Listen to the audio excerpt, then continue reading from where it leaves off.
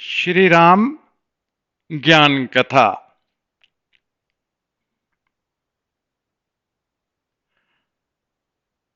भगवान श्री राम कण कण में व्याप्त हैं।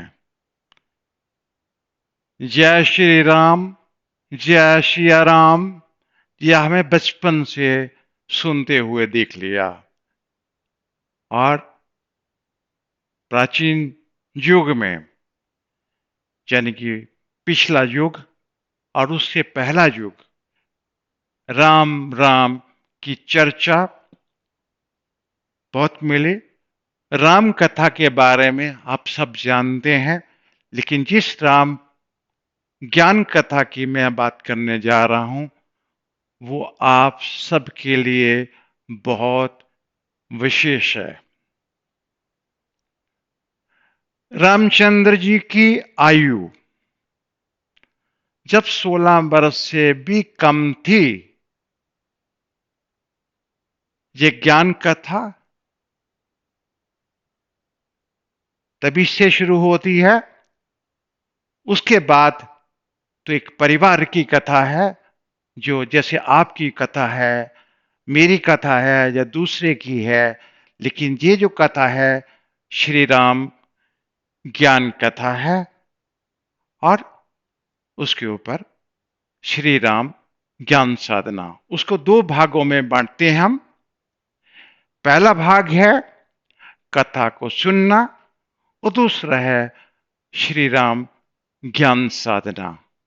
साधना भी करना और श्रवण भी करना, जैसे रामचंद्र जी ने श्रवण भी किया और साधना भी की, और किस मार्ग से उन्होंने ज्ञान प्राप्त किया उसी विधि को अपना के ही इस कथा को सुनना ज्यादा सार्थक हो जाएगा। सुतीक्षण नाम के प्रसिद्ध ब्राह्मण थे। वो ब्राह्मण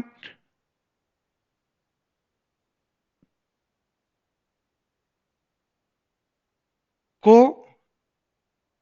ज्ञान मार्ग प्राप्ति करने के लिए उदासीन हो गए संसार के प्रति। और उनके पिता इस बात से बहुत चिंतित थे कि ब्राह्मण होकर भी ब्राह्मण कर्म को त्याग कर दिया। ऐसे पुत्र को लेकर वो बहुत परेशान रहते थे, और अपनी परेशानी को जाहिर करने के लिए उस वक्त महान ऋषि अगस्त ऋषि, अगस्त ऋषि को आप जानते हैं, जिनकी पत्नी लोपमुद्रा थी, जो श्री विद्या के प्रकांड साधक थे। अगस्त ऋषि के आश्रम में गए, बोला कि मेरा पुत्र अपने जो कर्म ब्राह्मण कर्म है उससे उदासीन हो गया है, उसको उपदेश देने के लिए, उनको ज्ञान देने के लिए आप कृपा करें कि मेरे पुत्र सतमार्ग की तरफ तत्पर हो जाए। अगस्त ऋषि आश्रम में उनके उनके पुत्र को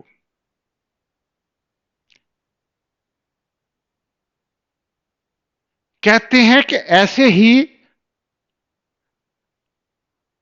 करुणा नाम के ब्राह्मण, जो अग्निवेश के पुत्र थे, ये पेशा जैसे तुम हो गए हो, वैसे ही अग्निवेश के जो पुत्र थे करुणा नाम के, जिनका नाम था, वो भी इसी तरह से हो गए थे। और उनको ज्ञान देने के लिए जो मेरे पास आए थे,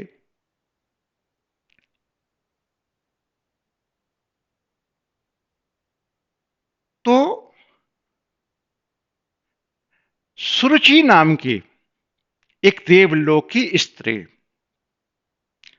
सुरुचि नाम की एक अप्सरा देख रही है कि स्वर्ग लोक का एक दूत पुष्पक विमान से जा रहा है। सुरुचि नाम की देवी कहती हैं कि दूत तुम कहां जा रहे हो? कहता है मैं राजा इंद्र के कहने से, राजा अष्टनेमी राजा अष्टनेमी ने क्या किया कि अपना जितना भी राजपाट था अपने बच्चों को सौंप दिया और तप तपस्या करने लगे। और ब्रह्म विद्या की साधना करते करते जब इंद्रदेव को पता चला कि राजा अष्टनेमी एक कठोर तपस्या कर रहे हैं और उनको लेने के लिए भेजा कि आप राजा अष्टनेमियों को लेके आए स्वर्गलोक के अंदर और उनको आके बोलें कि आप यहां पे आके विश्राम करें और आपको सारी सहायता की जाएगी और आपके लिए सबसे ज्यादा कल्याणकारी रहेगा।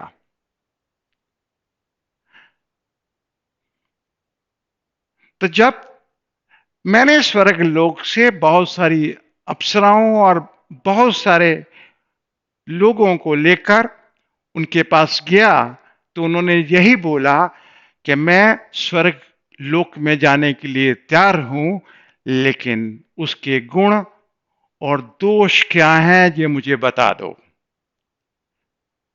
तूने बोला स्वर्ग लोक के गुण ये है कि जैसे कर्म किसी के होते हैं उसके कर्मों के अनुसार उसको उसी स्टेज के अंदर उन्हीं सुविधाओं के अनुसार ही स्वर्ग लोक के अंदर उसकी प्राप्ति होती है। और जिनके कर्म अच्छे होते हैं उनको उच्च कोटि की सुविधाएं दी जाती हैं और जिनके कर्म उनसे थोड़े कम होते हैं उसको निम्न स्थिति की सुविधाएं दी जाती हैं। वहां आपस में द्वंद्व रहता है बड़े छोटे के बीच में। जिसको सुविधाएं ज्यादा होती हैं छोटा उसके साथ उसी में दुखी रहता है कि दूसरे को ज्यादा सुविधाएं मिल रही हैं। जो यहां पर भूलोक के अंदर होता है सुविधाएं जरूर ज्यादा होती हैं, लेकिन वैसा ही है कि कर्मों का फल भोगने के बाद वो सुविधाओं से वंचित कर दिया जाता है, फिर वो पृथ्वी लोक में वापस आ जाता है। तो राजा अष्टनेमी कहते हैं कि मैं ऐसे स्वर्ग लोक में क्यों जाऊं, मैं उस स्वर्ग लोक नहीं जाना चाहता। तो मैंने राजा इंद्र को जब बताया तो उन्होंने बोला ये दूत तुम दोबारा राजा अष्टनेमी के पास जाओ और उनको महर्षि वाल्मीकि आश्रम में ले जाओ जिससे उनको ब्रह्म ज्ञान का उपदेश दिया जा सके।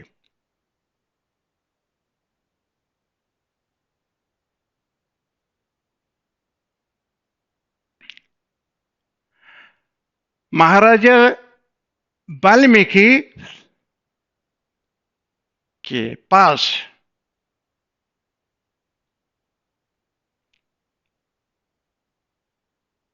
राजा अष्टनेमी पधारे और उनसे निवेदन किया कि मुझे आप ब्रह्म विद्या का उपदेश दीजिए, क्योंकि आप प्रकांड ज्ञानी ब्रह्म ऋषि हैं। आप ही कृपा करके इस भव सागर से मुझे पार करा सकते हैं।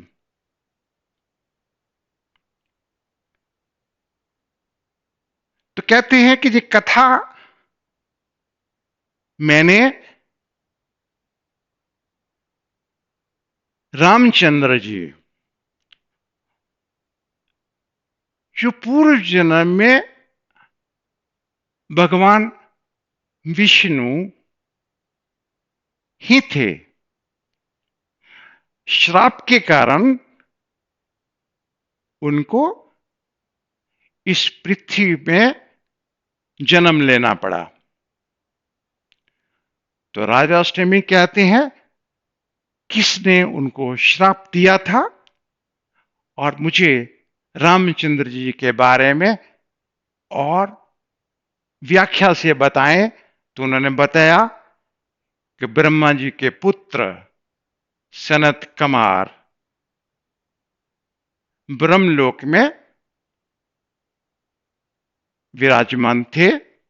उसी वक्त ही विष्णु जी उधर पधारे। सभी ने विष्णु जी को प्रणाम किया। सनत कुमार ने उनको प्रणाम नहीं किया। तो उन्होंने बोला कि तुम तपोबल में इतना अहंकारी हो गए हो कि तुम ब्रह्मलोक में रहने लायक नहीं हो। तुम जाकर मृत्यु लोक में जाकर जन्म लो। सनत कुमार ने भी उनको श्राप दिया कि मैं तो पृथ्वी लोक में जाऊंगा, मैं भी आपको श्राप देता हूं कि आप पृथ्वी लोक में ही जन्म लोगे।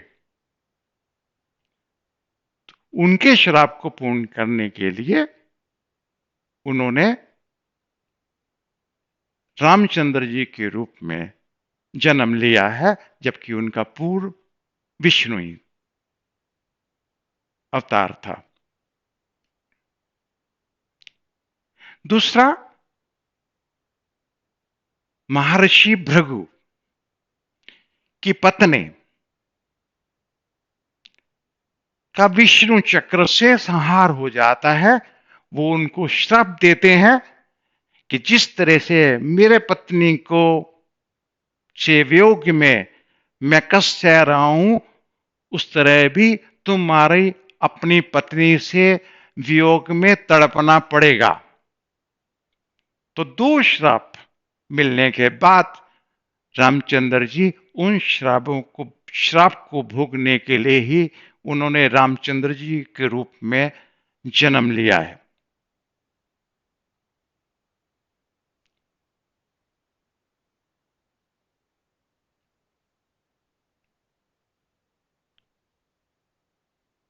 तो वाल्मीकि जी ये कहते हैं, राजा अष्टमी इस तरह से भरद्वाज जी ने तप किया और उन्होंने ब्रह्मा जी खुश हुए उसके ऊपर, और उन्होंने बोला तुम वर मांगो। तो कहते हैं मैं वर मांगता हूं कि मुझे ब्रह्म ज्ञान का उपदेश दीजिए। तो उन्होंने ये बोला कि मैं तुझे वाल्मीकि आश्रम में वाल्मीकि जी के पास ले जाता हूं और वो तुझे ब्रह्म ज्ञान का उपदेश देंगे। तो वो तुझे जो मैं उपदेश देने जा रहा हूं, वो उपदेश मैंने भरद्वाज ऋषि को भी वो उपदेश दिया जो तुझे उपदेश दे रहा हूं। ये राम कथा इस तरह से शुरू होती है, लेकिन ये साधना, ये राम ज्ञान काफी लंबा है, जो एक समय में नहीं बताया जा सकता, एक एपिसोड के अंदर नहीं बताया जा सकता। ये लगभग 45 दिन 8 घंटे रोज चला था, और गुरु वशिष्ठ जी ने वो प्रवचन दिया था। यानी कि गुरु वशिष्ठ जी, रामचंद्र जी, उनका पूरे परिवार, राज परिवार के सारे जितने भी मंत्रित गण थे, सब वहां थे। ये लंबी ज्ञान साधना, जल्द ज्ञान कथा एक दिन में नहीं बताई जा सकती,